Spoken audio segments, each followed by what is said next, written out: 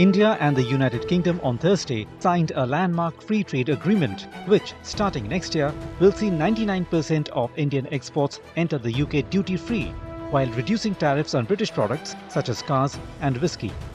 This is India's 16th FTA overall and the UK's biggest bilateral pact since Brexit.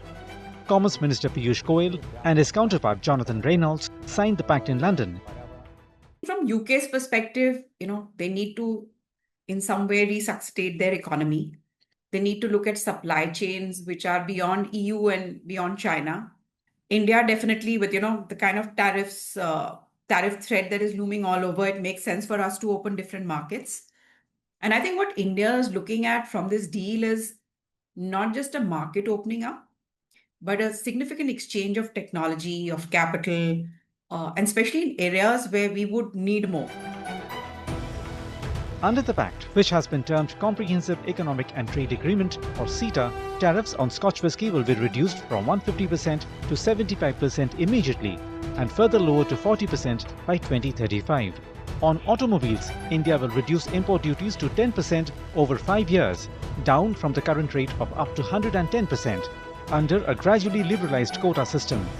In return, Indian manufacturers will gain access to the UK market for electric and hybrid vehicles, also within a quota framework.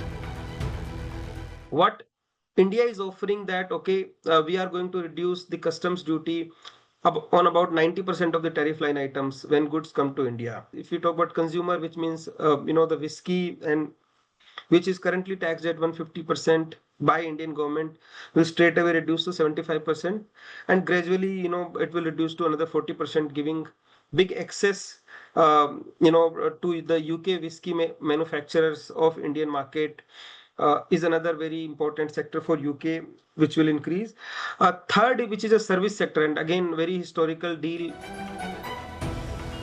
Under the FTA, India will get duty-free access to several agri-goods in the UK, such as fruits, vegetables and cereals, turmeric, pepper, cardamom and processed goods like ready-to-eat food, mango pulp, pickles and pulses.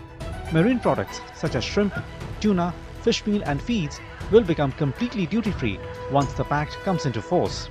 The FTA will also eliminate the tariff on textile imports from India, thereby enhancing its price competitiveness in the UK market.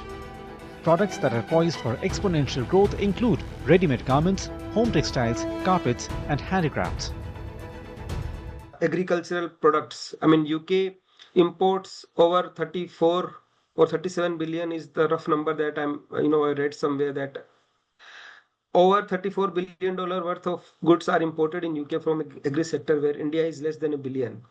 So idea is that when India gets the market access of UK, the access or the export of agri products will increase, or will, I would say, double up in the near future.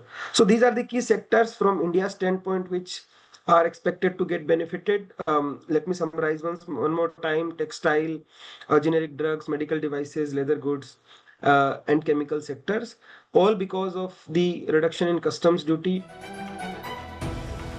The agreement also unlocks new opportunities in services, innovation and next-gen sectors. A notable provision exempts Indian professionals from social security contributions in the UK for up to 3 years, a move expected to benefit over 75,000 workers and 900 companies, particularly in the IT and tech services space.